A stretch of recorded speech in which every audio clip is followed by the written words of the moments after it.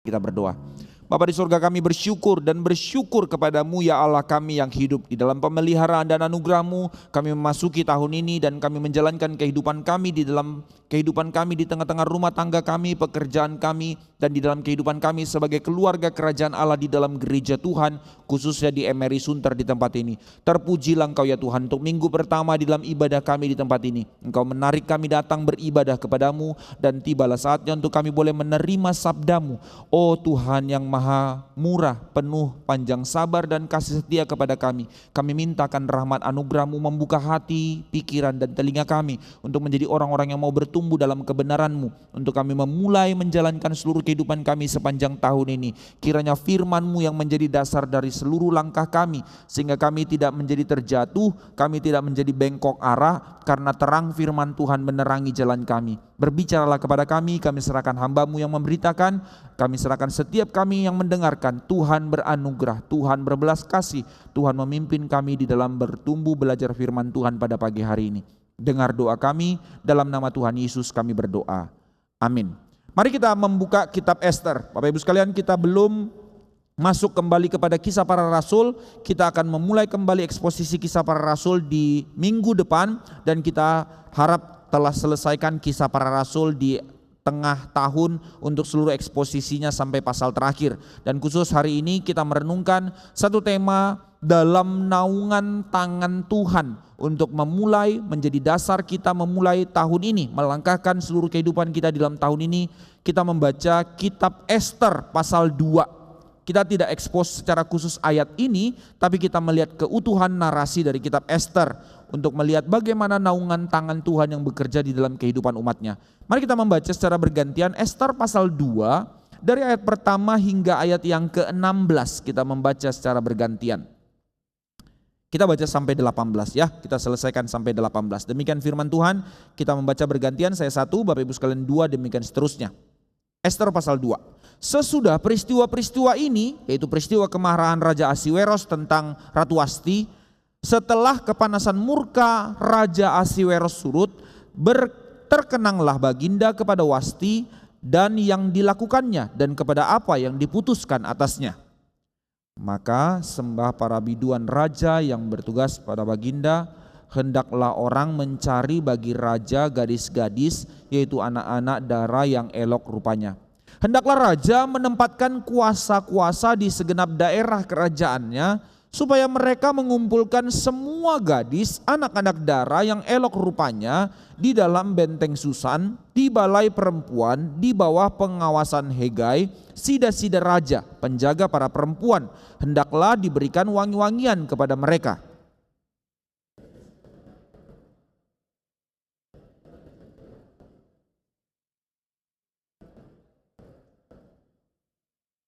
Pada waktu itu ada di dalam benteng Susan seorang Yahudi yang bernama Mordekai bin Yair bin Simei bin Kish, seorang Benyamin, yang turut dengan Yekonya, Raja Yehuda, ketika ia diangkut ke dalam pembuangan oleh Raja Nebukadnezar, Raja Babel.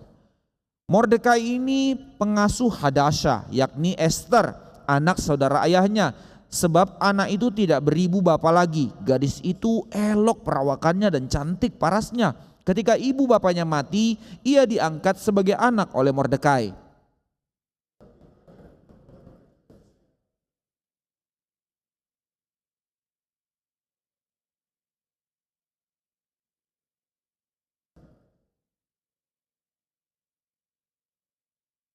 Maka gadis itu sangat baik pada pemandangannya dan menimbulkan kasih sayangnya, sehingga Hegai segera memberikan wangi-wangian dan pelabur kepadanya, dan juga 7 orang dayang-dayang yang terpilih dari isi istana raja. Kemudian memerintahkan dia dengan dayang-dayangnya memindahkan dia dengan dayang-dayangnya ke bagian yang terbaik di dalam balai perempuan.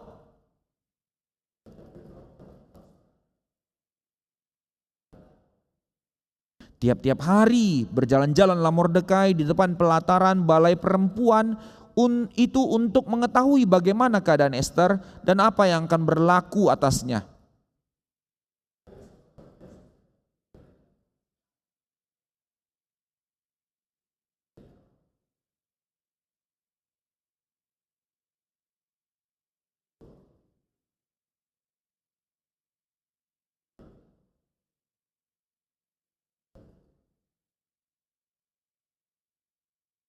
Lalu gadis itu masuk menghadap raja. Dan segala apa yang dimintanya harus diberikan kepadanya untuk dibawa masuk dari balai perempuan ke dalam istana raja.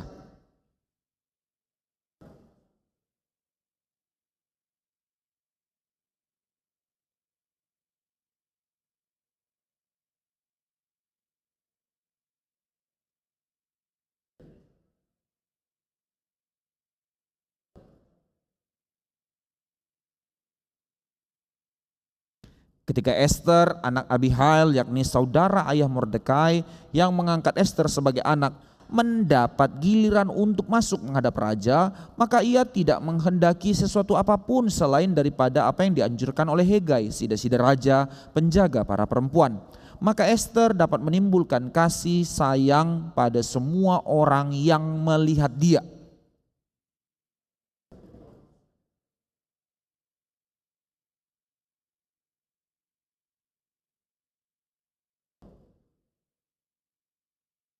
Maka Ester dikasihi oleh baginda lebih daripada semua perempuan lain, dan ia beroleh sayang dan kasih baginda lebih daripada semua anak darah lain, sehingga baginda mengenakan mahkota kerajaan ke atas kepalanya dan mengangkat dia menjadi ratu ganti Wasti.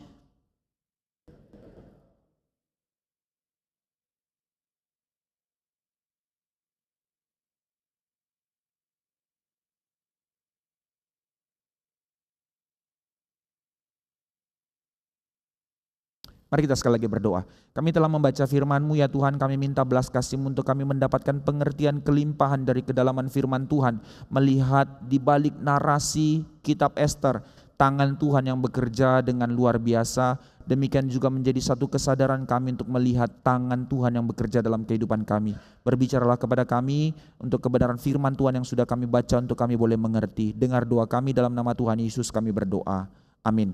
Teman sekalian, di dalam pengantar kitab Ester kita melihat narasi kitab Ester ini ya, bahwa kitab Ester ini ditulis setelah Israel terpecah. Di dalam konteksnya apa yang terjadi setelah Israel terpecah dua, kerajaan utara, kerajaan selatan. Akhirnya kerajaan utara telah dihancurkan, kerajaan selatan yang kerajaan Yehuda itu juga melakukan dosa yang begitu besar di hadapan Tuhan, dan akhirnya Tuhan hukum mereka ke pembuangan. Ini latar belakangnya. Maka diangkutlah mereka ke Babel. Kisah Daniel, Hananya, Misael, Azaria ada di dalam kisah itu.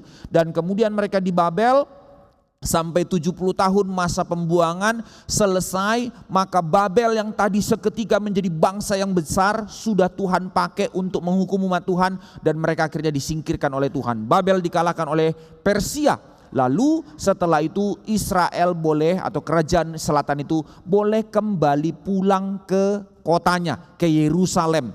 Tadinya sudah dihancurkan tembok-tembok Yerusalem, sudah dihancurkan bait Allah. Sekarang mereka balik kembali ke Yerusalem. Kerajaan Babel sudah dikalahkan oleh Persia. Dan setelah itu, setelah kepulangan itu, ternyata ada orang-orang yang tidak ikut pulang kembali ke Yerusalem. Nah, mulai dari kisah inilah yang disebut dengan orang-orang Yahudi diaspora. Para perantau yang enggak balik, yang sudah merasa establis dalam keadaan mereka di sana di tengah-tengah pembuangan, ternyata mereka tidak menjadi budak yang menderita, tapi mereka hidup enak. Nah, inilah yang disebut dengan babak kedua setelah kisah pembuangan. Sebagian pulang, tapi ada orang-orang yang tidak pulang. Ya, inilah salah satu kisahnya Mordekai, Ester, dan beberapa orang Yahudi lainnya. Maka diperkirakan peristiwa kitab Ester ini terjadi kurang lebih pada tahun 485. Jadi setelah puluhan tahun, bahkan setelah kembali dari pembuangan, kurang lebih 20 sampai 25 tahun setelah pembuangan orang balik, mereka hidup di dalam zaman itu. Jadi 485 sampai 464 sebelum Masehi.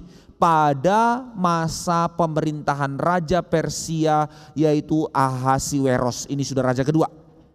Maka di dalam pemerintahan Persia yang dipimpin oleh Raja Ahasiweros pada saat itu sudah menjadi kerajaan yang establis. Mereka sudah tidak perang lagi, mereka sudah mengalahkan semua. Jadi boleh dikatakan pada zaman kitab Ester ditulis adalah masa adikdaya dari kerajaan Persia menjadi kerajaan terbesar di dunia pada saat itu yang dipimpin oleh Ahasiweros. Memang bukan karena prestasinya dia, karena prestasi orang tuanya.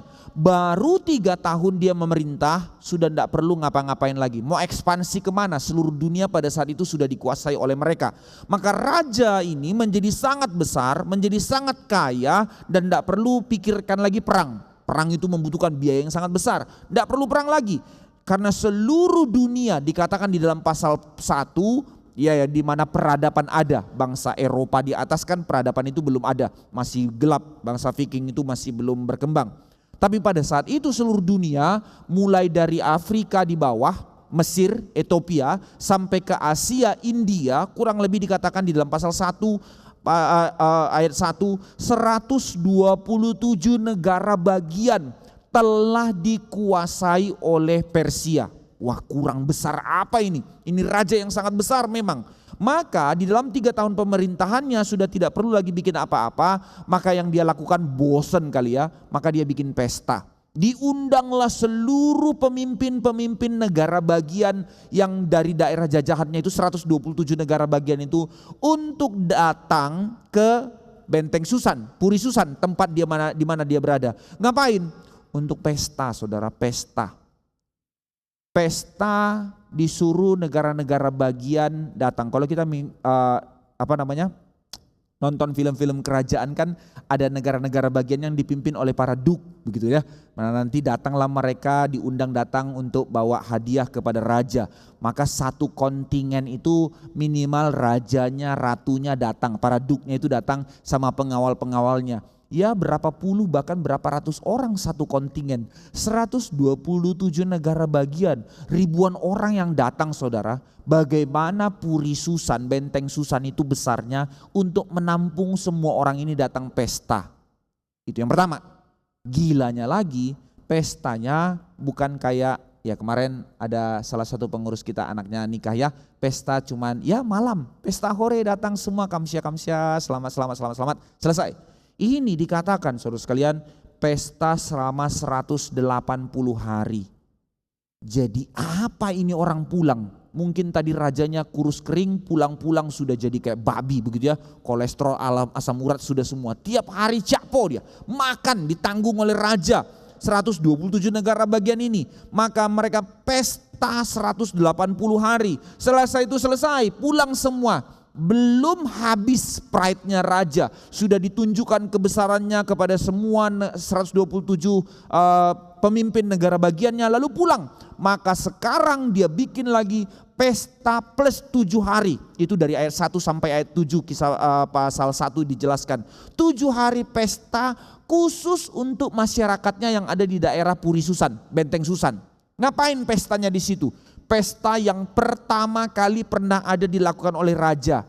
Masyarakatnya boleh cicipi makanan dari pialanya raja, dari piring dan gelasnya raja. Boleh dipakai, coba cicipi rasa jadi raja itu gimana gitu. Diizinkan oleh dia, saking gak ada kerjaannya ini orang. 7 hari masyarakat biasa boleh nikmati rasanya pialanya raja itu bagaimana. Ya gelas tok ya sama aja kan ya, cuman pride-nya beda. Wah minum kayak raja gitu kali ya. Ya sama lah dengan kita kalau ada satu benda punya orang penting, kalau kita pegang rasanya bagaimana gitu ceritanya kurang lebih ya. Maka di balik kisah ini apa yang mau dikisahkan?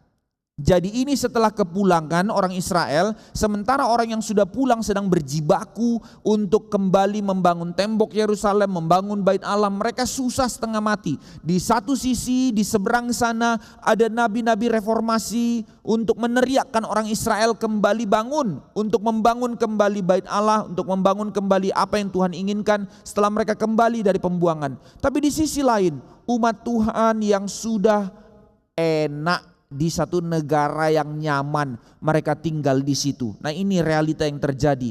Maka kitab ini menceritakan tentang nasib umat Tuhan yang sangat-sangat minoritas, tinggal di tengah-tengah satu bangsa kafir yang begitu besar dengan cara hidup yang sangat sekuler. Pesta saudara, tidak ada satu kesusahan, tidak ada penderitaan. Ini cara hidup yang sangat nikmat. Maka di dalam kehidupan yang demikian, tantangan untuk hidup menjadi sama seperti orang kafir. ini menjadi panggilan atau godaan yang begitu besar dalam kehidupan mereka. Di satu sisi mereka mendengar sanak saudara mereka setengah mati berjibaku di sana, tapi di sini melihat ada kenikmatan. Persis bayang-bayang dari kisah Abraham bersama Lot. Abraham berjuang, Lot menikmati kehidupan, tapi akhirnya di tengah-tengah realita Sodom dan Gomora yang begitu rusak. Demikian juga di dalam kehidupan umat Tuhan yang tidak mau kembali pulang dari pembuangan, menikmati kehidupan dengan bersama cara hidup orang kafir. Ini realita hidupnya. Jadi kisah Ester, kitab Ester bukan tentang orang yang baik-baik saja. Ini kisah orang-orang yang bermasalah, orang-orang yang mengkompromikan dirinya dengan kenikmatan dunia. Memang akhirnya hidup jadi serba salah. Mau hidup benar-benar berbeda dengan dunia, pokoknya kami menyatakan kekudusan kami di tengah-tengah bangsa kafir. Omong kosong, gak bisa. Karena mereka sudah minoritas dan mereka harus ikut di dalam aturan di dalam negara itu. Dan by the way, pada konteks zaman itu, ketika mereka tinggal di satu negara di mana rajanya melakukan penyembahan ritual terhadap dewa tertentu, ya mereka harus ikut. Nah ini kisah umat Tuhan yang kompromi dengan materi, dengan kenikmatan, dan akhirnya besar kemungkinan mereka pun jatuh di dalam penyembahan berhala. Atau bukan hanya untuk berdiri berbeda dengan dunia, mau protes, berani menyatakan kebenaran, ya mati konyol. Kenapa mati konyol? Kisah kitab Ester ini menjadi satu keberadaan bagaimana orang-orang akhirnya justru karena menikmati kenikmatan, untuk menikmati itu akhirnya mengkompromikan diri. Bagaimana mungkin menyatakan kebenaran? Kalau mau benar ya tinggalkan kota itu. Maka ini menjadi satu narasi yang sangat-sangat kontras antara pembuangan pertama, kisah Daniel, Hananya, Misael, Azaria, dengan orang-orang yang tidak kembali dari pembuangan, kisah Ester dan Mordekai dan kawan-kawan. Maka sangat kontras, digambarkan mereka adalah orang-orang yang setia kepada Tuhan. Mereka berani mati, dilemparkan ke gua singa, ke sumur api, untuk mengatakan tidak kepada dosa, untuk tidak menyembah berhala, untuk tidak ikut cara hidup orang kafir. Dan mereka dipakai Tuhan, Tuhan bekerja melindungi mereka. Tapi orang-orang ini, apa yang di sini kita lihat diwakili oleh Mordekai dan Ester, mereka hidup mengkompromikan diri. Inilah orang-orang yang hidup demi kenyamanan diri. Ini realitanya. Maka menarik sekali saudara-saudara sekalian, di dalam sejarah kitab Ester, kita lompat sedikit di luar dari konteksnya, banyak gereja, bapak-bapak gereja di dalam sejarah termasuk Martin Luther meragukan kitab ini sebagai bagian dari kanon firman Tuhan. Pasti kita tahu hal ini ya. Bukan karena isinya yang ngawur, justru karena ada yang tidak dituliskan di tempat ini maka diragukan. 3 alasan, jadi bukan hanya 1, 3 alasan kenapa kitab Ester diragukan menjadi kanon dari Alkitab. Alasan pertama yang umum kita tahu bahwa ini satu-satunya kitab yang satu kali pun tidak ada nama Tuhan ditulis. Dari pasal 1 sampai pasal 10-nya. Enggak ada nama Tuhan di dalam kitab ini. Tapi ternyata tidak hanya itu. Oke lah, kalau enggak ada nama Tuhan paling tidak ada konfirmasi yang lain. Apa konfirmasinya? Yaitu paling tidak ada peristiwa-peristiwa mukjizat atau karya-karya Tuhan yang spektakuler yang dicatat. Sama sekali tidak ada saudara. Ini gak ada peristiwa apa tangan Tuhan bekerja seperti Daniel di gua singa, mulut singanya bungkem, atau Hananya, Misael, Azaria di sumur api, apinya gak membakar, bahkan baju mereka pun gak kebakar. Peristiwa-peristiwa besar gak ada di dalam kitab ini. Dan yang ketiga yang lebih parah lagi, oke, kalaupun gak ada itu, paling tidak mengkonfirmasi satu kitab itu menjadi kitab yang sinkron dengan seluruh kitab yang lain. Dia harus ada rujukan, kutipan dari kitab sebelumnya. Formula ini selalu ada, formula seperti ada tertulis. Perjanjian Baru banyak menggunakan kalimat itu ya. Tapi sebenarnya mulai dari kitab Yosua sampai kepada kitab 2 Tawarik atau kitab Maleaki, semuanya itu selalu mengkutip kembali kepada 5 kitab Musa. Satu-satunya yang gak ada kutipan dari kitab sebelumnya cuman kitab Ester. Dengan 3 alasan argumentasi ini, kitab ini dikatakan tidak valid menjadi bagian dari kanon Alkitab. Nah ini yang menjadi problematikanya. Maka dalam hal ini seolah-olah kitab Ester ini sepertinya hanya benar-benar menjadi catatan story atau catatan sejarah, menjadi kisah sekuler saja di dalam sebuah kerajaan Persia, dan bukan tentang rajanya, tentang kehidupan orang minoritas sedang curhat cerita kehidupan mereka dalam ancaman di tengah-tengah kerajaan Persia, tanpa ada intervensi Tuhan yang spektakuler melalui mukjizat, tanpa ada kejadian-kejadian besar, tanpa ada rujukan kepada cerita sebelumnya di dalam kitab Musa dan seterusnya. Jadi sekali lagi, sepertinya ini hanya buku kitab sekuler. Makanya sulit untuk dimengerti ini menjadi bagian dari kanon kitab suci. Ini yang menjadi argumentasinya. Tapi saudara sekalian, apa maksudnya kitab ini ada bagian dalam kanon? Kita masuk ke dalam bagian kedua, kisah Ester. Kisah di dalam kitab Ester sebenarnya menjadi kisah yang sangat penting untuk gereja dan untuk kita sekarang. Kenapa? Karena kitab Ester benar-benar menjadi cermin bagi kehidupan orang Kristen sampai pada zaman ini. Ini cermin yang benar-benar paling clear untuk kita bercermin. Semua kitab yang lain ada puisi susah bercermin, tapi kitab ini benar-benar cermin yang sangat terang bagi kita. Di dalam pengertian apa? Bahwa saudara-saudara sekalian, realitas kitab Ester adalah realitas kehidupan kita. Hidup yang kita jalani sekarang ini adalah hidup di tengah-tengah kota atau dunia sekuler kan ya. Seperti mereka hidup di tengah-tengah kehidupan yang sekuler. Tidak ada peristiwa-peristiwa supranatural yang kita alami. Persis sama seperti mereka. Yang kita jalani hanya hal-hal yang alami. Kita tidak mengalami seperti kisahnya Daniel. Waktu kita berkata tidak kepada dosa, yang ada bukannya kita dilindungi dari gua singa atau dilindungi dari dapur api. Yang ada kita dimaki dan dipersekusi. Mana peristiwa intervensinya Tuhan? Tidak ada intervensi Tuhan dalam kehidupan kita di dalam peristiwa-peristiwa mukjizat. Hidup kita toh biasa-biasa saja. Persis seperti pengalamannya Mordekai. Ya, dia menjadi prajurit di dalam kerajaan Persia, ya kita menjadi pegawai di tengah-tengah kehidupan kita. Atau kita berbisnis di tengah-tengah kehidupan kita, ya kehidupan sekuler, ya sama saja. Ya bagaimana orang dunia hidup, ya begitulah kita hidup. Sama kan ya, nah ini cerminan kitab Ester yang digambarkan. Maka cara hidup kita akhirnya karena memang toh realitanya sama, tidak ada satu perbedaan signifikan, tidak ada satu tanda-tanda mukjizat yang bekerja dalam kehidupan kita. Maka cara hidup kita tidak jauh beda dengan cara orang di luar sana hidup. Bagaimana mereka hidup? Ya kita hidup. Mereka baik, kita baik. Mereka kerja, kita kerja. Persis, gak ada perbedaan signifikan kok. Maka hidup hanya digerakkan oleh pilihan-pilihan di dalam daily life kita. Pilihan-pilihan di dalam perasaan dan pikiran kita semata. Dan merupakan hal-hal yang natural kok. Proses natural. Ya melahirkan, ya orang juga melahirkan, ya kita bergumul, ya orang juga bergumul, ya urusan makan, mau makan apa dan segala macam, orang ke supermarket juga persis sama. Peristiwa-peristiwa natural yang hanya diputuskan berdasarkan pikiran manusia. Maka dalam hal ini, kalau ditanyakan kitab Ester dan ditanyakan kepada kita juga, apakah mereka percaya Tuhan? Saya percaya mereka tetap percaya Tuhan. Maka ditanyakan kepada kita pada zaman ini, gereja pada zaman ini, not necessarily only Emery Sunter, tentu secara garis umum gereja pada zaman ini di dunia. Maka kalau ditanya, percayakah orang Kristen sekarang, gereja sekarang akan Tuhan? Percaya. Tapi di mana posisi Tuhan yang kita percaya? Di sana.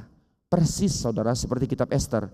Ya, saya bersentuhan kok dengan Tuhan. Namun di mana persentuhan saya dengan Tuhan? Waktu ibadah, waktu saya berdoa. Tapi dalam urusan sehari-hari hidup saya, di dalam saya menjalankan pekerjaan saya, keputusan-keputusan saya, itu semua sepertinya enggak ada urusan dengan Tuhan. Kalau ada konflik, nanti ada pergumulan, ya saya cepat-cepat datang sama Tuhan. Hanya urusan itu. Tapi urusan saya waktu daily bekerja itu, enggak ada urusan dengan Tuhan, enggak ada urusan. Terjadi dikotomi saudara sekalian, terjadi sacred, non-sacred, duniawi dan non-duniawi. Ini kan sekarang dalam teologi Injili yang kita tolak. Oh iya, urusan rohani saya cinta Tuhan, urusan bekerja itu urusan saya, petanggung jawab saya. Tidak saudara sekalian, itu realita yang ngawur dan ini yang dibukakan dalam kitab Ester.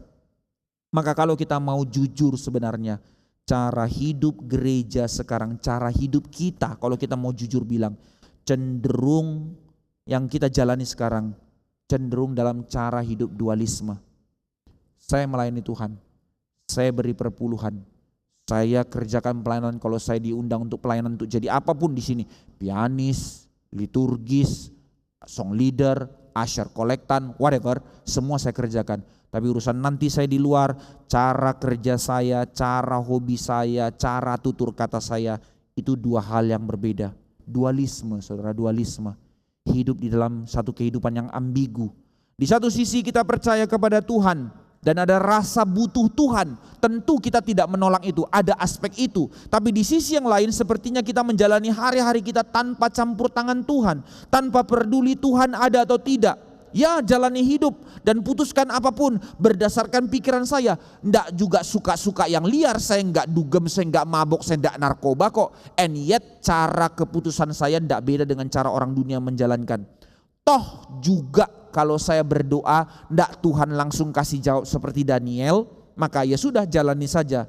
Maka sebuah pergumulan yang nyata bagi kita sekarang, kita tanpa sadar dalam hati kita akan bilang, Allah itu terlalu tersembunyi, Allah itu terlalu jauh, tidak terlalu nyata dalam kehidupan kita.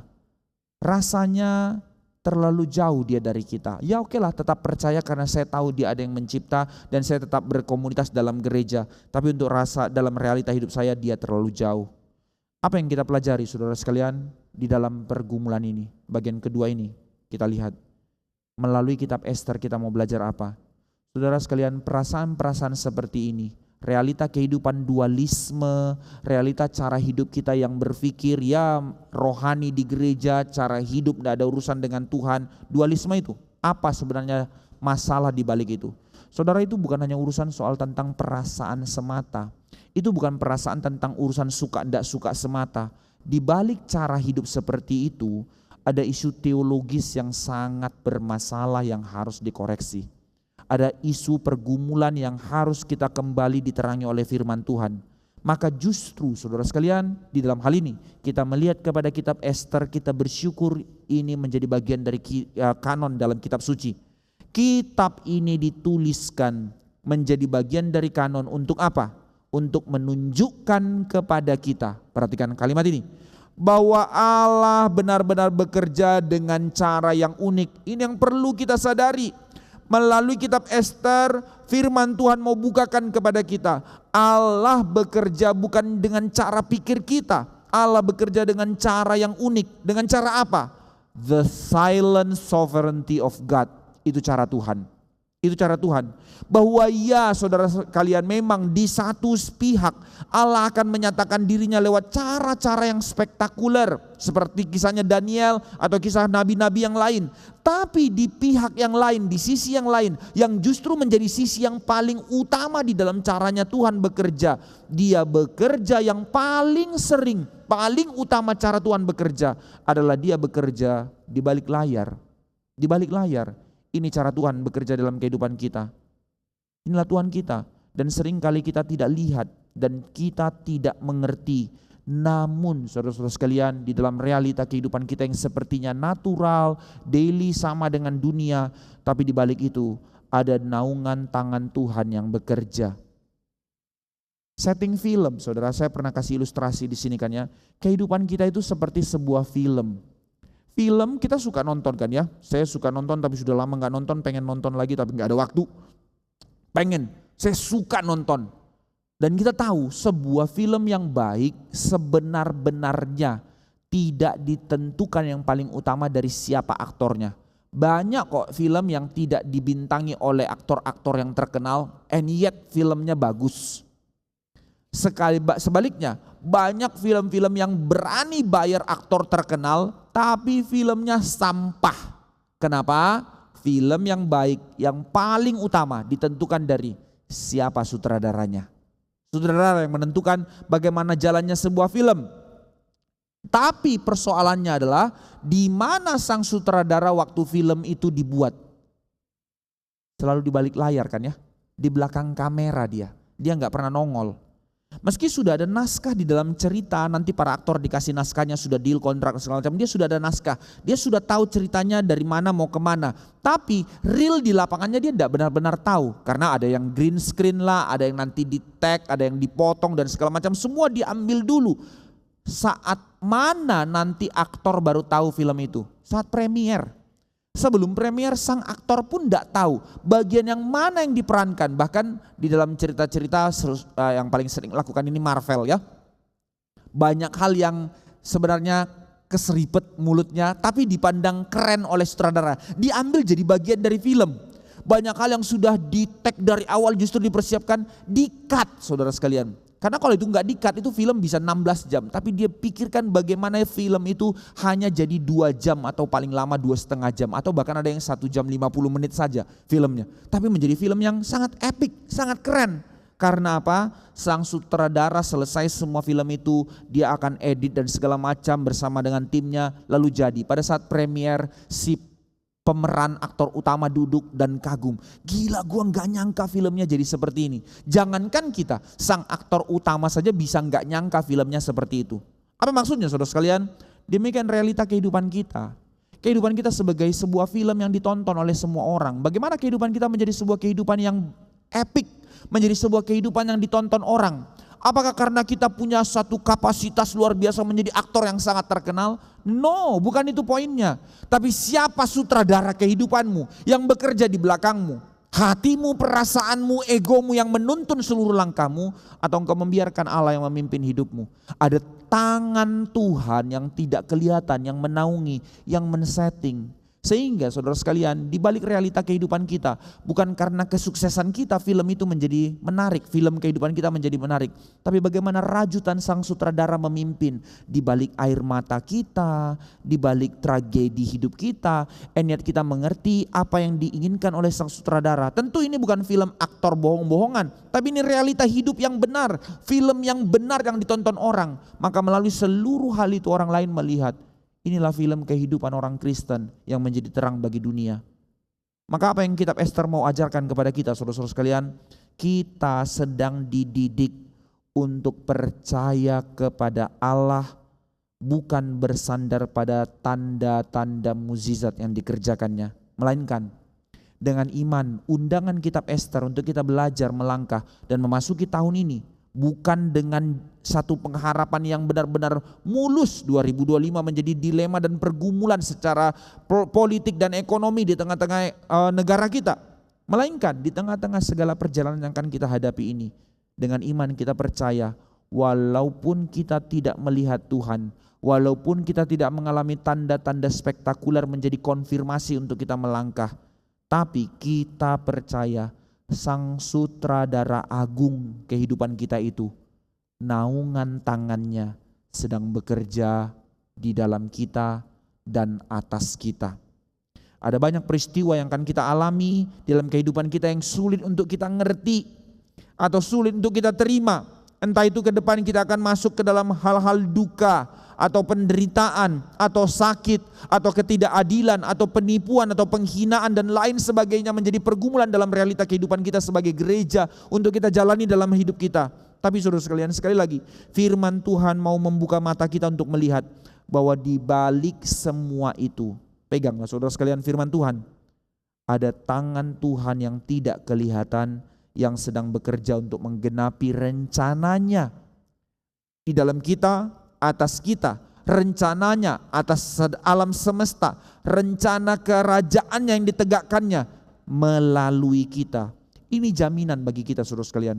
Tentu Tuhan tidak memperbudak kita, mengabuse kita hanya untuk agendanya. Di dalam agenda narasi kerajaan Allah yang begitu besar yang sedang ditegakkannya di tengah dunia, kita diundang masuk di dalamnya. Dan Tuhan memelihara kita untuk di dalam kita dan melalui kita. Rencana dan kehendak Allah itu sedang digenapi. Ini janji Tuhan saudara. Sekarang kita kembali ke dalam kitab Ester di dalam bagian ketiga. Nama Ester sendiri dalam bahasa Persia berarti bintang. Ini simbol dari Dewi Cinta dan Dewi Perang yang justru dipakai Tuhan menjadi fungsi peran Ester di dalam cerita ini. Bagaimana nanti di dalam cintanya, di dalam kasihnya dia berperang untuk menyelamatkan bangsa Yehuda. Sedangkan di dalam bahasa Ibrani nama Ester itu sendiri berarti aku bersembunyi, aku tersembunyi. Nah ini juga menjadi simbol menarik sekali bahwa Allah menyembunyikan dirinya di belakang layar untuk menjadi sutradara yang tidak kelihatan. Seolah-olah ini menjadi tipologi bayang-bayang melalui Esther yang tersembunyi, Allah yang tersembunyi, and yet Allah bekerja. Ini simbol dari Allah yang tersembunyi tapi bekerja.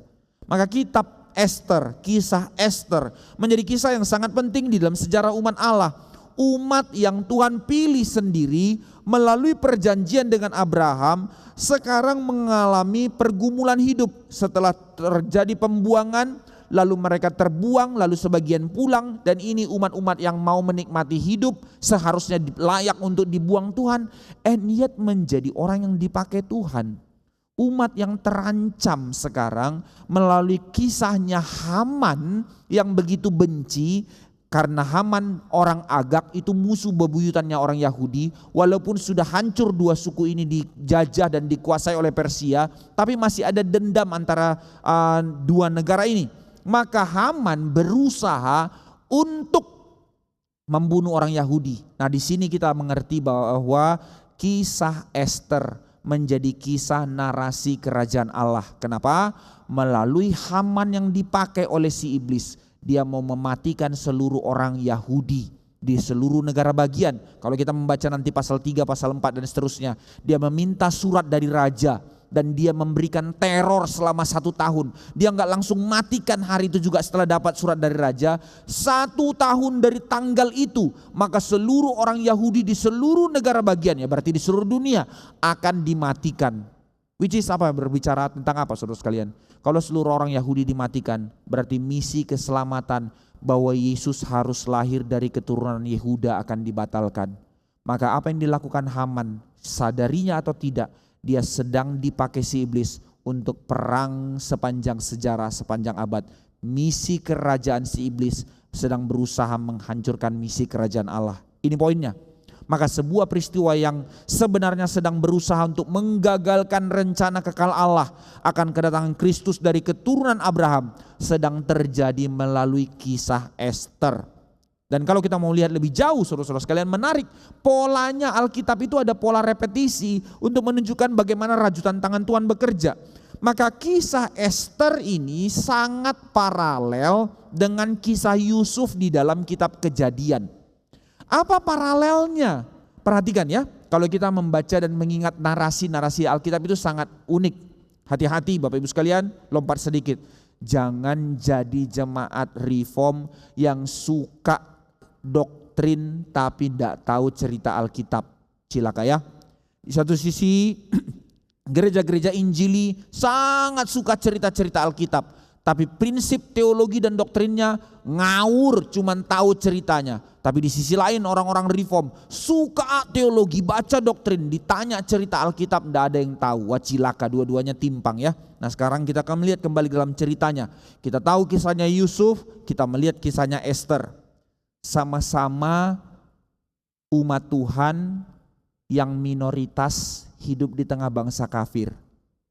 Yusuf pindah ke Mesir, nanti setelah masa kemarau keluarganya masuk ke Mesir di tanah Goshen, cuman 70 orang satu keluarga di tengah-tengah bangsa Mesir yang begitu besar. Esther, Mordekai, semua sudah pulang ke Bethlehem, ke Yerusalem, tapi mereka orang yang tetap tinggal di situ menjadi minoritas di tengah bangsa kafir. Kedua, sama-sama di dalam kisahnya dibangkitkan seorang pemimpin dengan cara yang unik.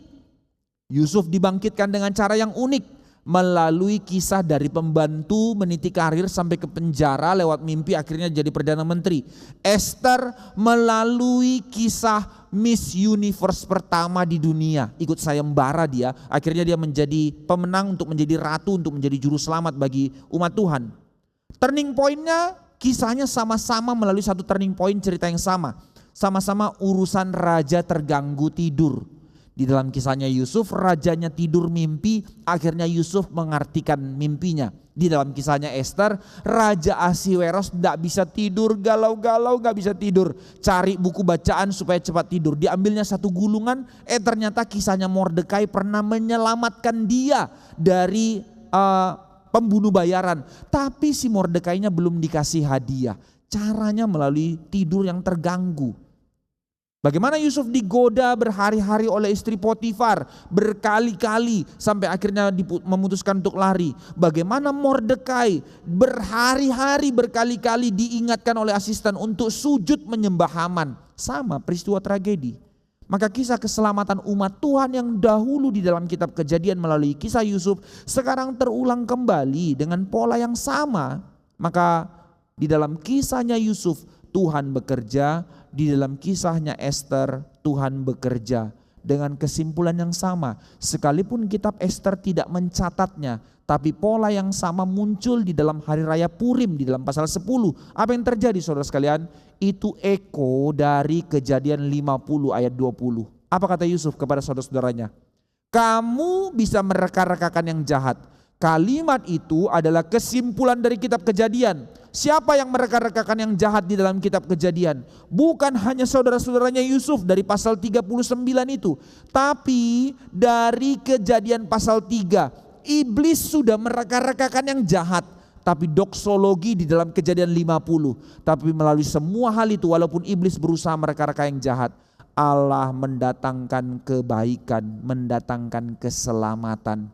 Pola yang sama saudara di dalam kitab Esther, Haman bisa mereka-rekakan yang jahat untuk berusaha menggagalkan misi kerajaan Allah dan mematikan seluruh orang Yahudi. Tapi melalui reka-reka jahatnya Haman, Allah mendatangkan keselamatan. Ini yang terjadi di dalam motif narasi dari kitab Esther. Sekarang bagian ketiga penutup untuk kita pelajari. Jadi apa yang mau kita pelajari? Apa yang menjadi poin untuk kita bawa pulang di dalam merenungkan kitab Esther di dalam satu tema yang sangat menarik, naungan tangan Tuhan yang bekerja. Maka Bapak Ibu sekalian, jemaat sekalian, ada 3 hal yang setidak-tidaknya kita boleh renungkan untuk kita bawa pulang melalui kitab Esther yang kita pelajari pada hari ini. Apa itu? Untuk kita boleh melangkahkan kaki kita di tahun 2025 ini. Apakah kitab Esther memberikan janji jalan mulus di depan? Melalui pembacaan ini kita percaya jalan mulus, segala berkat akan diberikan, segala sakit penyakit akan disembuhkan. Tidak saudara, itu janji omong kosong yang menipu gereja, para pendeta-pendeta pendusta terus mengumandangkan hal ini. Bukan itu janji Tuhan, bukan itu yang mau kita pegang untuk kita melangkah di dalam tahun ini. Tapi 3 hal yang menjadi peringatan, menjadi peneguhan sekaligus warning buat kita untuk kita langkahkan kaki kita di dalam memasuki tahun ini. Pertama, teguhlah hatimu sekalipun engkau tidak melihat Allah bekerja dengan peristiwa-peristiwa mukjizat atau hal-hal spektakuler. Tapi Alkitab sekali lagi memberi konfirmasi kepada kita bahwa Allah selalu bekerja dalam hidup kita meskipun tidak kelihatan. Sekali lagi jemaat sekalian, teguhlah hatimu, ingatlah janji Tuhan, firman Tuhan, bahwa Allah selalu bekerja di dalam kehidupanmu sekalipun dia tidak kelihatan.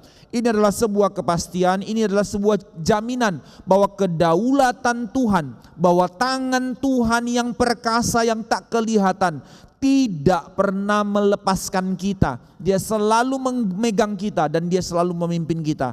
Maka ketika kembali melihat di dalam kisahnya Esther menjadi pola yang sama di dalam janji Tuhan kepada kita. Saudara sekalian, kita melihat cerita itu dimulai dari pesta Raja Ahasiweros. Singkatnya di dalam pesta itu, hal paling penting yang diinginkan raja dia pamerkan semua. Setelah semua dipamerkan sampai orang bisa minum dari pialanya, apalagi yang kurang? Oh, tinggal satu, supaya orang tahu aku punya istri paling cantik, paling luar biasa. Dia minta Ratu Wasti datang. Kata itu dapat diterjemahkan sebenarnya dia mau Ratu Wasti itu cuman pakai mahkotanya datang telanjang sehingga orang lihat tidak ada wanita yang lebih cantik dari hal ini. Ratu Wasti menolak, dia murka malu karena dia ingin pamerkan semuanya. Raja narsis sih memang orang ini. Maka ketika Ratu Wasti tidak mau, cari mati dia, akhirnya dia diasingkan karena dia tahu raja mencintai dia tapi dia telah melanggar, dia diasingkan.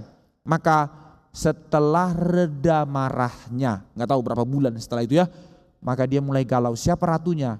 Maka dari situ dicarilah wanita cantik, dikatakan oleh asisten-asistennya, pilihlah para wanita dari seluruh negara bagian. Berarti saudara sekalian, minimal masing-masing negara bagian, 127 negara bagian pada saat itu mengirimkan wanita paling cantik di negaranya untuk bisa dipilih jadi pengganti Ratu Wasti. Ini yang tadi saya katakan, Miss Universe pertama di dunia sedang dilakukan di Persia.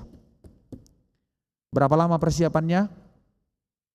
Persiapannya enggak tanggung-tanggung saudara sekalian, maka persiapannya 1 tahun. Pasal 2 ayat 12 tadi dikatakan, dipilihlah anak-anak gadis, anak dara. Pada zaman itu rata-rata anak wanita sudah menikah selambatnya umur 17 tahun. Jadi anak-anak yang dibawa itu kurang lebih usia 14 sampai hampir 17 tahun. Yang belum menikah, yang parasnya indah. Maka anak-anak sekolahan ini dalam konteks kita sekarang ya. Apa yang mereka harus lakukan? Mereka diangkut, dibawa ke Puri Susan, lalu mereka harus disalon 1 tahun. Setengah tahun urusan wangi-wangian, setengah tahun urusan mur dan segala macamnya. Wah, pedicure, manicure, rambut dan segala macamnya kinclong, kulit harus mulus. 1 tahun saudara, 1 tahun. Coba kita yang wanita ya, 1 kali ke salon aja udah berapa ratus ribu ibu-ibu ya. Laki-laki setiap cukur sekali aja cukur. Tapi wanita minimal ya 1 kali 3 bulan atau 1 kali setengah tahun per 2 kali setahun ke salon. Ratusan ribu saudara sekalian. Ini selama 1 tahun di salon. Mungkin kita akan rasa enak. Wah enak banget jadi ratu sejagat sama asistennya. Esther saja berapa tadi? 7 asistennya untuk urusin semua. Urus kukunya siapa, urus kakinya siapa, urus kulitnya siapa, urus rambutnya siapa dan seterusnya. Tapi tidak enak saudara, tidak enak. Kenapa tidak enak? Mari kita lihat apa yang akan terjadi kepada mereka. Dikatakan tadi di dalam pasal 2. Setelah itu nanti mereka satu-satu datang dibawa kepada raja. Jadi Miss Universe-nya tidak ada jurinya. Hanya 1 juri tunggal, sang raja pilih baginya siapa yang disukainya.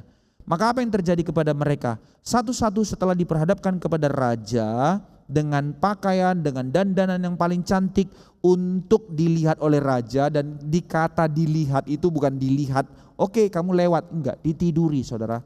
Jadi sayembaranya lama. 1 malam ini wanitanya dibawa 1, ditiduri raja, dia tidak suka, disingkirkan. Besok kalau dia nggak mau, tunggu berapa hari, maka lama sayembara ini muncul sampai satu-satu ditiduri oleh raja. Tapi setelah itu apa yang terjadi? Sudah pasti menang tidak menang, mereka sudah jadi milik raja, benda perkakas miliknya raja. Maka mereka sudah pasti tidak boleh kembali ke kampung halaman mereka. Mereka sudah jadi miliknya raja. Nah kalau raja tidak suka, sudah ditiduri 1 kali, entah hamil atau tidak, masa bodoh, lalu mereka akan diasingkan, mereka di pengasingan seumur hidup menjadi perkakasnya raja. Kalau raja panggil lagi untuk ditiduri boleh, kalau tidak ya sudah dia di situ dan tidak boleh ada laki-laki yang menyentuh dia karena dia akan dihukum mati, karena dia milik raja. Tidak ada yang boleh sentuh dia, walaupun dia punya rumah sendiri, fasilitas enak, tapi dia tidak boleh ngapa-ngapain, dia hanya boleh di situ, tidak boleh keluar saudara. Kalau raja sedikit suka, ya sesekali akan dipanggil, dia akan menjadi bagian dari gundik raja. Ada yang urus. Kalau raja sayang, dia akan jadi selir urusan 2 ke 3 cadangan. Kalau ratunya tidak melahirkan anak, maka ada 2-3 orang yang akan dipilih untuk menjadi cadangan untuk melahirkan anak bagi raja. Tapi yang pemenang hanya siapa? Hanya 1. Jadi dari 127 wanita minimal, 126-nya itu jadi apa? Sangat mengerikan hidup mereka. Singkat cerita, dalam kisah ini kita melihat Esther yang terpilih, maka dipilihlah dia menggantikan Ratu Wasti, dan dikatakan oleh Mordekai, kata Esther sendiri tersembunyi, memang tujuannya Mordekai adalah dia harus menyembunyikan kewarganegaraan kebangsaan Yahudinya. Dan di dalam cerita ini kita melihat berapa tahun, kuis tadi yang baca ya, berapa tahun Esther tunggu sampai dapat kesempatan? 4 tahun. Jadi selama 4 tahun dia di salon. Hei jangan keluar, nanti kena matahari, tiba-tiba raja panggil kamu, kulitnya gosong, mati kamu. Gak boleh. 4 tahun saudara pedicure, manicure, mulai dari seneng, cantik, jadi ratu, sampai mungkin depresi gila kali ya. Gak boleh keluar, di salon dan segala macamnya. Tapi dia menanti sampai 4 tahun. Dikatakan sampai tahun ke-7, tahun ketiga peristiwa itu dipilih sayembara, tahun ke-7 raja, 4 tahun baru Esther masuk dan sampai akhirnya dia terpilih.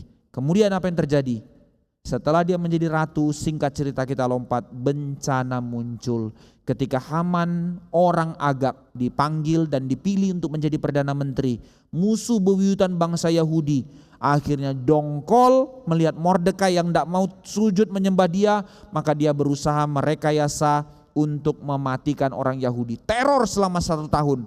Maka dikatakan, ya di Puri Susan aman-aman saja. Tapi karena berita itu telah dikirim kepada seluruh pemimpin 127 negara bagian. Bagaimana perasaannya orang Yahudi? Mau lari kemana? Seluruh 127 negara bagian sudah ada surat itu. Maka yang diinginkan oleh Haman adalah mereka gelisah, mereka gila sendiri karena ancaman kematian menanti. Tapi di tengah-tengah kondisi kayak gitu, gemparnya seluruh orang Yahudi. Termasuk saudara, berarti berita ini juga dikirim sampai ke Yerusalem. Karena itu juga bagian dari negara jajahan. Maka semua mereka yang baru saja mendapat reformasi, bangun tembok Yerusalem, bangun kembali bait Allah, baru saja mereka kembali dari pembuangan untuk bangkit. Tapi dengar berita mereka akan dimatikan. Bagaimana perasaannya? Baru saja mereka membangun rumah mereka, terdengar berita mereka akan dimatikan. Dan persoalannya, di mana Tuhan? Tuhan tidak muncul. Dalam sejarah dia selalu muncul dengan peristiwa spektakuler seperti kisah Daniel, leluhur mereka. Tapi sekarang tidak ada mukjizatnya, tidak ada penglihatan, tidak ada tanda mimpi yang diberikan Tuhan, bahkan tidak ada nama Tuhan. Dari kisah ini kita belajar tidak bisa melihat satu peristiwa hanya dari peristiwa itu saja, tetapi dari cara pandang yang luas, melihat ke belakang, melihat narasi seluruh Alkitab. Allah yang bekerja sekarang juga adalah Allah yang bekerja. Allah yang dahulu berjanji kepada Abraham adalah Allah yang menggenapi janjinya kepada umatnya, bahkan sampai kepada kita saat ini. Keturunan Abraham yang harus menggenapi janji Tuhan, maka tidak mungkin dibiarkan Tuhan binasa, tidak mungkin punah, sebab seluruh kehidupan kita ada dalam naungan tangan Tuhan. Ini janji Tuhan, saudara. Dari sini kita bisa melihat bahwa tidak ada satu peristiwa apapun yang terjadi kebetulan. Di dalam reka-reka jahat manusia, di dalam segala pergumulan yang akan kita alami, manusia bisa merancangkan apapun. Tapi di balik semua itu ada tangan Tuhan yang bekerja. Amin, saudara. Bagaimana kita dilukai, bagaimana kita dikhianati, bagaimana di dalam segala hal tindakan kita menjadi orang yang tidak mengerti. Tapi kita percaya apapun yang dilakukan manusia, ada tangan Tuhan yang bekerja lebih besar daripada semuanya hal itu. Bahwa Allah bekerja dari hal-hal ordinary yang terjadi dalam kehidupan kita, tapi Dia sedang menyatakan maksudnya di dalam kita dan melalui kita. Mari kita lihat kembali dari awal, siapa yang membuat Ahasiweros mabuk sehingga harus memanggil Ratu Wasti untuk datang telanjang. Siapa yang membuat Esther menjadi ratu untuk menyelamatkan umat Tuhan dari pembantaiannya Haman. Mengapa waktu pembantaian harus delay 1 tahun dalam perencanaannya Haman. Siapa yang membuat Ahasiweros gelisah, tidak bisa tidur, akhirnya membaca sejarah tentang Mordekai, akhirnya mengolok-olok Haman. Dan banyak lagi hal-hal yang demikian yang sepertinya ordinary. And yet di belakang itu Tuhan sedang bekerja, saudara sekalian. Tuhan bekerja. Peganglah kalimat ini, bahwa ini bukan janji omong kosong, tapi ini firman Tuhan yang diberikan kepada kita. Di dalam langkah hidupmu tangan Tuhan bekerja. Kalau saja Allah bekerja dengan cara yang spektakuler, oke, haleluya, puji Tuhan. Kita cepat sadar, kita pasti percaya. Tapi saudara sekalian, sekali lagi, Tuhan malah memilih memakai cara yang biasa untuk menyatakan maksud dan kehendaknya di dalam kehidupan kita. Menyatakan kedaulatannya dengan tangan yang tidak kelihatan, dengan cara yang ordinary. Justru ini menjadi penghiburan dan jaminan bagi kita. Sekali lagi, justru ini menjadi penghiburan dan jaminan bagi kita. Mengapa? Karena dengan demikian kita sadar bahwa sekarang pun dalam hidup kita yang ordinary ini Allah sedang bekerja dengan cara yang sama di dalam sejarah. Karena kita umatnya, kita orang yang menerima perjanjiannya, tidak mungkin dibiarkannya. Tapi kalau kita mau pakai peristiwa-peristiwa spektakuler, sang sutradara itu selalu ingin muncul dalam kehidupan kita, mati kita. Setiap kali bikin salah, tiba-tiba sang sutradara dengar, cut, hidup kita penuh dengan cut. Gak bisa hidup kita, saudara sekalian. Tapi melalui cara yang ordinary dia silent, tapi di situ dia bekerja. Kedua, Apa yang menjadi peringatan bagi kita melalui kitab Ester? Dunia sangat terobsesi. Ini peringatan yang dikatakan melalui kitab Ester untuk kita. Saudara perhatikan, dunia sangat terobsesi dengan penampilan yang kelihatan. Ini bukan sekarang kita lihat realita bergumul tentang anak-anak kita. Dari zaman dahulu dunia terus terobsesi dengan penampilan yang kelihatan. Perhatikan apa yang dilakukan oleh Ahasiweros. 180 hari pesta hanya demi pamer, show off. Kunci penampilan itu yang menjadi penting bagi pria. Ada kuasa, ada materi yang dimilikinya, maka di situ dignitasnya. Bagi wanita ada kecantikan, kemolekan, keseksian dan segala macam melalui tubuhnya. Itu yang dijualnya. Bukankah ini yang dikejar oleh dunia? Mencari penerimaan. Maka pertanyaan yang serius diperingatkan bagi kita, bagaimana dengan kita? Apa yang menjadi obsesinya kita? Kalau cara hidup kita sama dengan dunia untuk mengejar segala sesuatu demi achievementnya kita tanpa mengerti kehendak Allah, apa bedanya kita dengan dunia? Orang-orang yang terus mengejar kuasa dan materi, tapi bukan karena mengerti motivasinya untuk kehendak Allah, maka semua itu menjadi suatu hal yang tidak berkenan di hadapan Tuhan. Sekalipun kau memberi persembahan terbesar, tapi ketika bukan itu panggilanmu, maka Tuhan tidak berkenan. Jangan salah mengerti saudara sekalian, saya bukan anti kekayaan, bukan. Saya mendukung orang yang mengerti dipanggil untuk kaya, kayalah karena memang itu panggilanmu. Tapi poinnya adalah apa motivasinya. Wanita yang terus mempersolek diri, bukan berarti tidak boleh cantik. Wanita hendaklah cantik berdandan, tapi bukan dengan motif mencari pengakuan dari dunia. Apa motifnya? Maka cara hidup yang seperti ini yang dikoreksi oleh Alkitab untuk kita melangkah di dalam tahun 2025 ini. Cara hidup bukan cara hidup yang sama dengan dunia, bukan cara hidup yang didorong oleh obsesi pencarian pengakuan oleh orang lain, bukan cara hidup yang bias. Kita Kristen namun dengan kacamata dunia kita melakukan perjalanan kehidupan kita. Tuhan tidak berkenan. Di balik cara hidup yang demikian, permasalahannya adalah point of view kita, world view kita itu bermasalah, saudara, bermasalah. Maka apa yang kita cari? Pengakuan, penerimaan.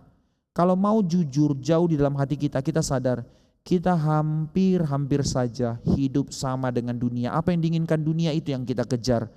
Dan tanpa kita sadari, kita telah menjadi orang-orang yang sama seperti Mordekai dan Ester. Mengkompromikan diri demi kenikmatan dunia. Seperti Lot, kita adalah orang-orang yang mendukakan hati Tuhan.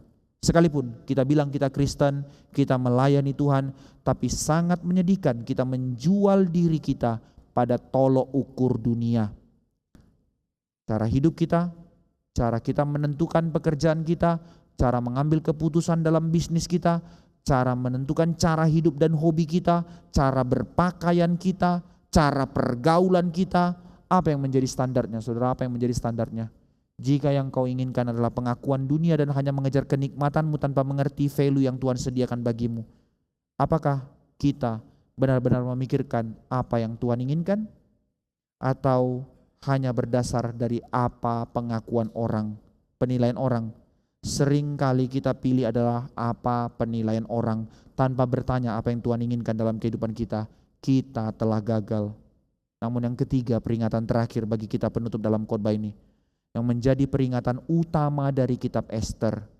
Sekali lagi saudara sekalian, di tengah-tengah kondisi demikian kita jatuh bangun, Tuhan bekerja dengan cara yang tidak kelihatan. Dunia terus terobsesi untuk lari dari Tuhan untuk mencari penerimaan.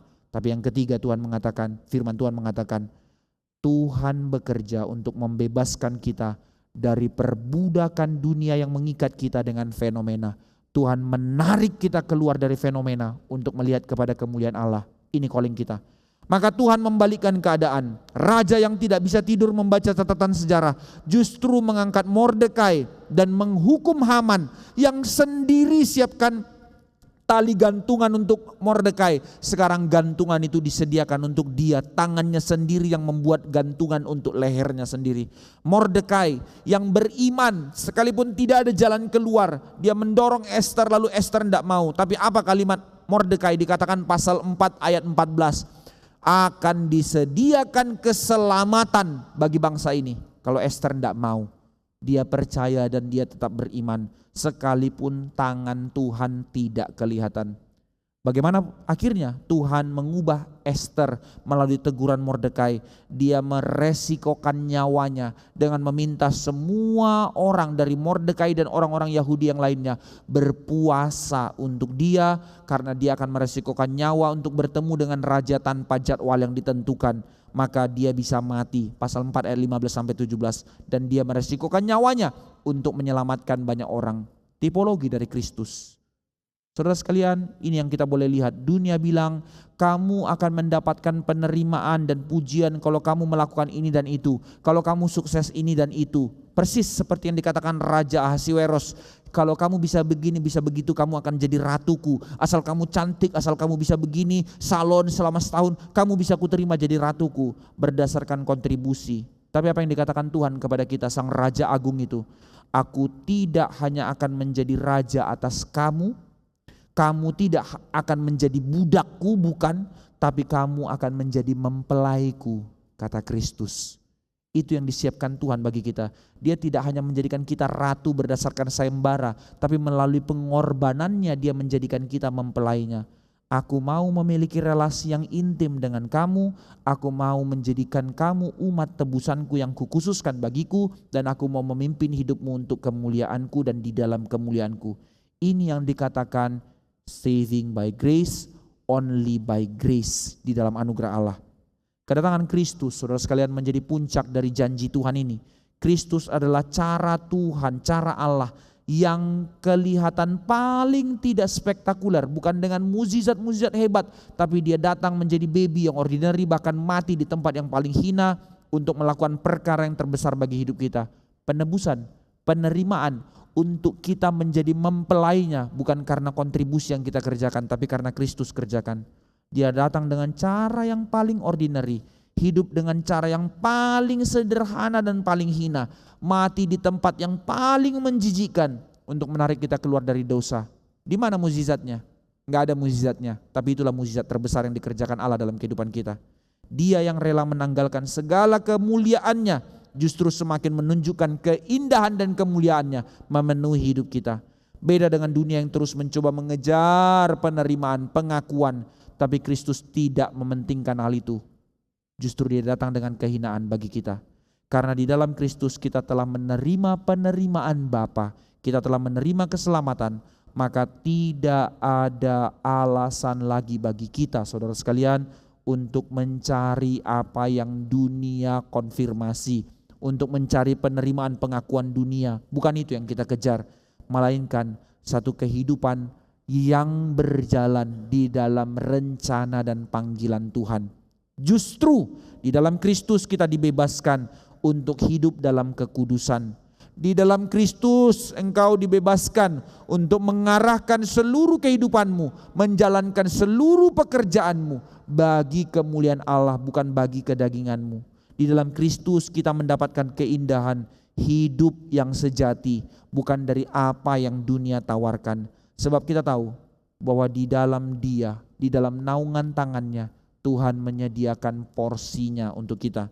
Di dalam Kristus kita menjalani kehidupan yang sepertinya ordinary, namun tidak menjadi sama dengan dunia. Perhatikan kalimat ini saudara, sepertinya ordinary, tapi tidak sama dengan dunia. Karena di dalam Kristus engkau dan saya, kita menjalani kehidupan dalam agendanya Tuhan, dalam tujuannya Tuhan, dan untuk kemuliaan Tuhan. Jalankanlah. Ada air mata di situ, ada pergumulan di situ.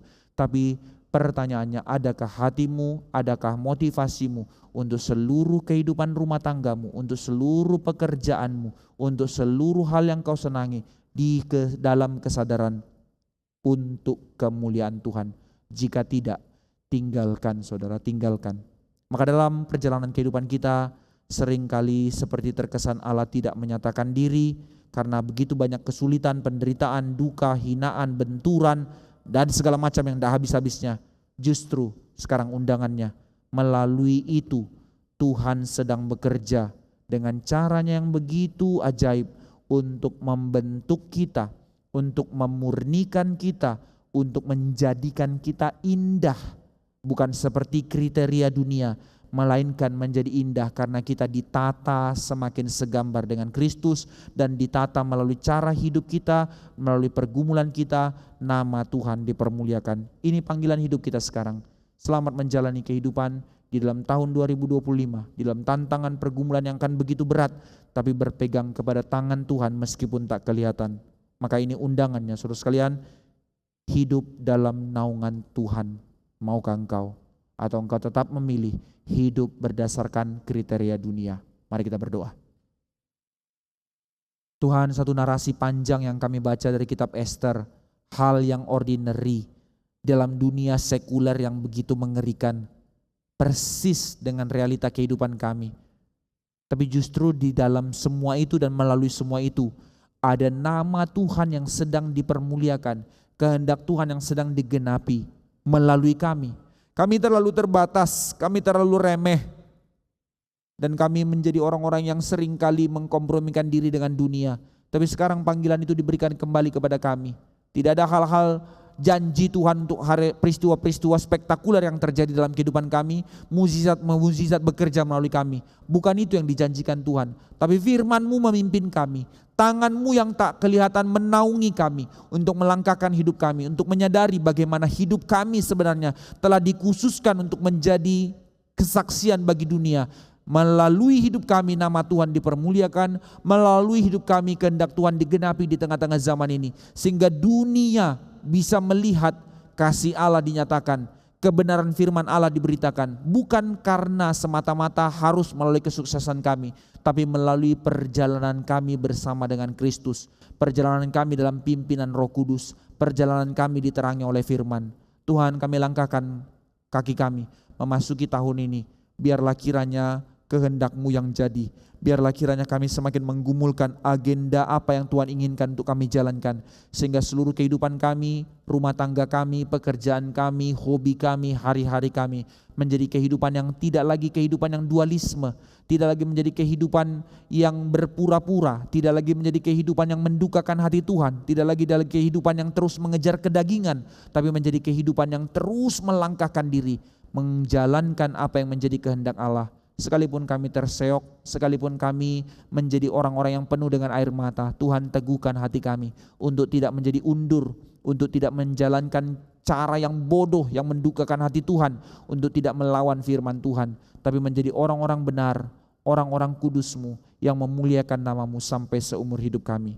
Dengar doa kami dalam nama Tuhan Yesus kami berdoa. Amin.